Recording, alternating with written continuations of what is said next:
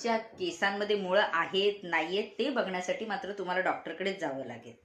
तुम्ही घरात पण रफली चेक करू शकता. बारीक बारीक बारीक बारीक केस बारीक छोटे छोटे दिसू शकतात तुम्हाला.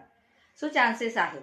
एकदम बारीक अगदी लव सारखे जसे फेसवर असतात तसे बारीक केस जर असतील तर त्यांना खूप वेळ लागेल, खूप महिने लागू शकतात.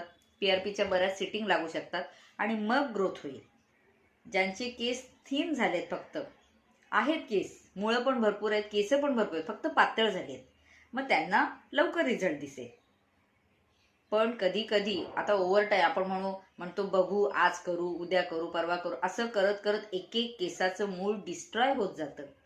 मग मूळ जर गायब झालं तर तिथे लवकर केस येणार नाही